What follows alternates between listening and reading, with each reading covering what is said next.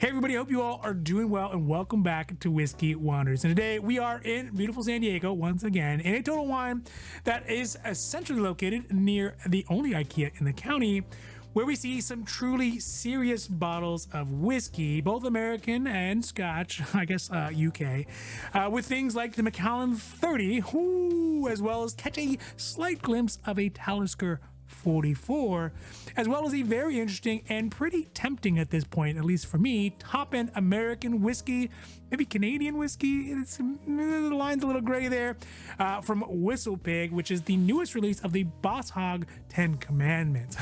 This is gonna be great. Now, before we get to the video, if you like these videos, and really if you like all of our videos, whether it is the Wanders or the hauls or the reviews or the unbottlings, the unboxings, and really all the amazing stuff that we got cooking up for you, and we got lots and lots of great stuff cooking up for you. Don't forget to like and subscribe, because it does really help the channel to grow, and we are so thankful for that. Thank you. But also, you get notifications when our newest videos come out, the longs like this one, as well as the short ones we got coming out as well. Now, let's get down to the video. So while we are getting warmed up, let me too, and you too, hopefully, you guys out there, as well as ladies as well, get warmed up too. And I think I am going to be enjoying a little bit for this whiskey check. Let me get a glass. I'm going to be enjoying some of this Blue Spot Irish whiskey. Oh yeah, man. This one is so good. The price has just gone up astronomically recently. I don't know why, but I'm sure glad I got it back in the day. And yeah, every time I drink it, I'm sad that it's getting less and less of it in my collection. See if we can get a pop here. Pretty good. Not the best, but pretty good. Get a little juice here. Oh yeah. And to whiskey, because let's face it, you can never really drink too much of it. You can only just drink it too fast. Cheers. Oh man, that tastes like a rich uncle's cologne. Ooh, delicious. All right, so starting off here, this Total Wine is one that I usually come down to on my way to or on my way from the Costco here in San Diego that is located again near the only IKEA in the county. And it is usually generally rather ho-hum. It just doesn't get the amazing stuff that you find at the other Costco's or even the Total Wines. And of course, like all Total Wines, it's hampered by the whiskey lottery that Total Wine reserves all the best bottles for their Grand Reserve clients. And I will tell you, as a Grand Reserve client, you usually just end up with the Blandons. I'm not complaining, I'm just saying it's okay. You don't usually get anything great. But that aside, this time, man, they must be pulling out all the stops, because we can see here that they have one of the oldest standard lines from the Macallans, which is the Macallan 30, and not for nothing, next to it, added the approximate same price, actually a little bit less, and perhaps a considerably less hype but equally good line as the 44-year-old Talisker. Whew, man, that one was tempting as well. Let's just sit here and drool over that one for a moment. But back to the Macallan 30, it must actually be something in the water, because as I said, I usually come to this Total Wine either from or while I'm going to Costco, and up the street at the Costco, they also have one for sale for considerably less. But of course, we'll get to that here in a sec. So I'm guessing maybe the Whiskey Fairy made a couple stops here and there and dropped these off. Now, of course, the Macallan is one of the most well-known scotches in the world. Its 12-year-old version is that kind of bridging point that a lot of people stumble over as perhaps they move out of the blends like a Johnny Walker Blue and move into a single malt. And they carry a pretty heavy gravitas to them, especially as you get to these higher end ones. They're also quite hyped, especially as you get to the higher age ones. Or the special edition ones like the Jubilee, like the Queen's Jubilee, and those ones, they go for crazy prices on Sotheby's. And I mean, they get to that like Pappy Van Winkle level of hype, and thus a price tag to go along with it as well. The 30 is the standard Macallan whiskey, so there's nothing really different than the fact that it is aged for a way longer time, so that age statement on there. But I guess what really does make it special is, yes, of course, the age, but also sort of the rarity to it, but also in comparison to similar calibers of whiskey, let's say a Lagavulin 30, or God forbid a Hibiki 30, or even a Pappy 23, the Macallan 30 is relatively easy to get and relatively available kind of wherever you happen to be in the world. There are not really any secret cabals of whiskey lovers schmoozing liquor managers and liquor store clerks from one side of the globe to the other to get this specific one.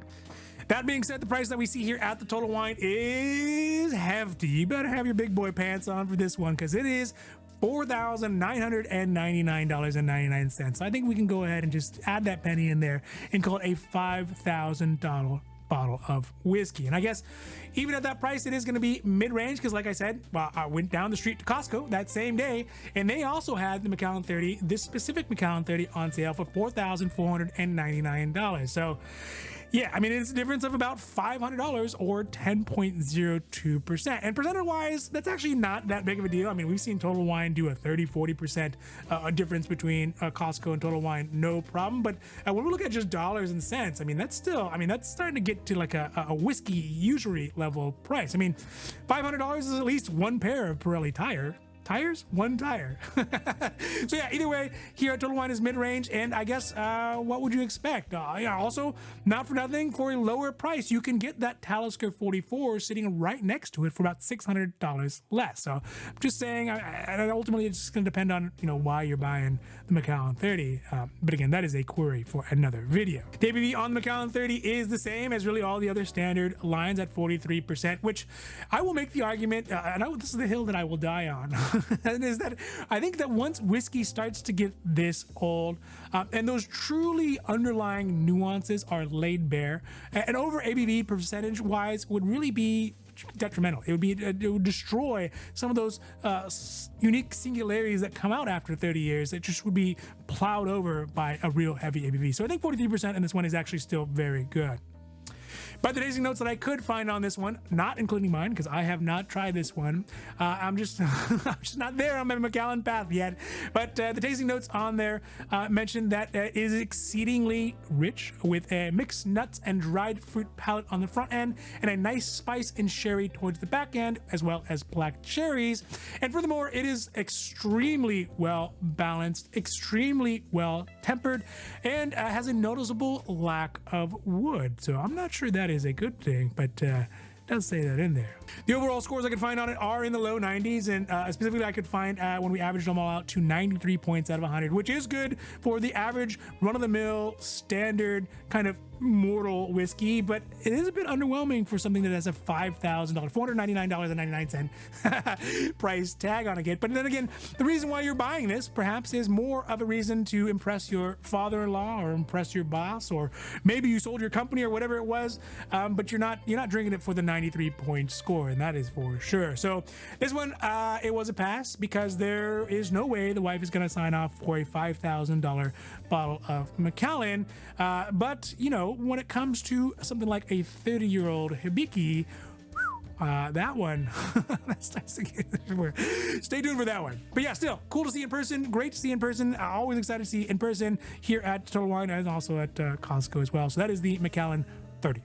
All right, now next up, to stay in the premium price range, albeit at 10% of what the Macallan 30 was, we're gonna talk a bit about this next top whiskey from, of all places, Vermont in the USA, which is the Pig Boss Hog 10 Commandments. Now, Pig, they have almost won me over. I know I talk so much about Pig, and rightfully so. I think they're trying to do too much with their image and not enough with their whiskey, but maybe the whiskey lines up. We'll get to that here. So I have bought some of their whiskey before in the past, and I think that they are always good. They're always reasonable, and what they are doing with the actual juice is very, very interesting. But how they go about it, how they go about marketing it, just seems off. They are in that what I would call the new age of whiskey makers, in line with like a High West, or maybe like a Smoke Wagon or Barrel Spirits, things like that.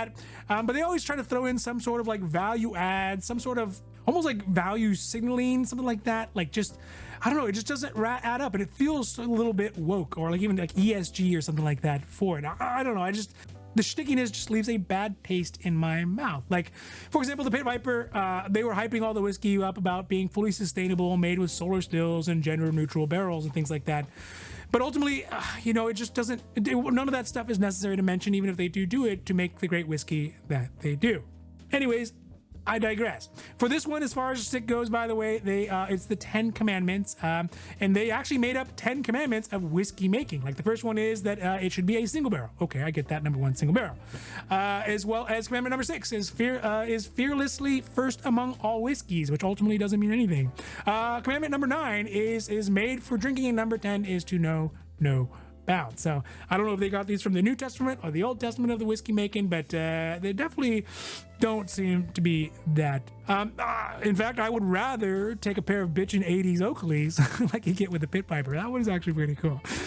Also, it comes with a locally made pewter topper on top, a vibrant box, and a beautifully shaped bottle. And I will tell you that if anyone loves a beautiful shaped bottle, it's me.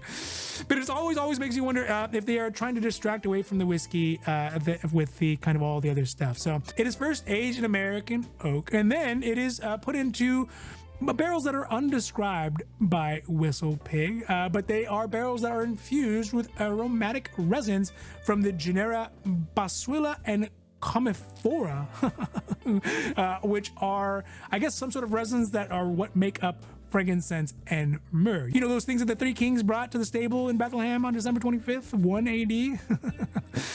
The price on here at the Total Wine is at $599.99, which will put, again, Total Wine at the mid-range as far as pricing goes, because I did recently see this one at Costco for $519, which would mean that the Total Wine cost is about an $80 difference, or 13.5% from Costco. The ABV on the Boss Hog is at 53.5%, or 107 proof, which is pretty reasonable, pretty good, right?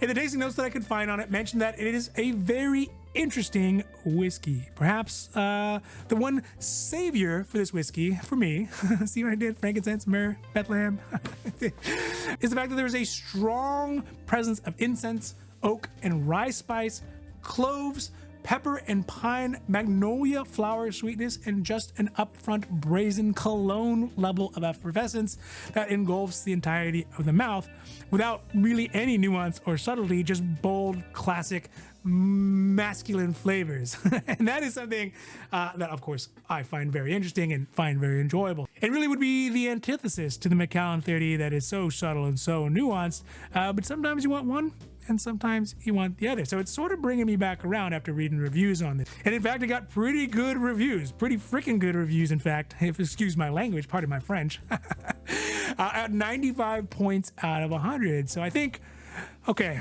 Whistle Pig, I think you got me. I think the next time I see this around at Costco for the $5.19, I'm not gonna pay the $5.99.99. But next time I see this one at Costco, I am going to strongly consider picking this one up. And I will admit that I always come down a bit hard on Whistle Pig, but you know, it definitely has a totally different kind of frat boy vibe to it, and that's okay. But after seeing the reviews, and I love the smell of incense at Christmas Mass, so I might just have to give this one a real serious second look. But in this case, it specifically was a pass, but I don't know about passing next time. That's Whistle Pig, Boss Hog, 10 Commandments. All right, so that's it for today's Whiskey Wander at the Total Wine in San Diego off Friars Road near the old Jack Murphy Stadium, RIP.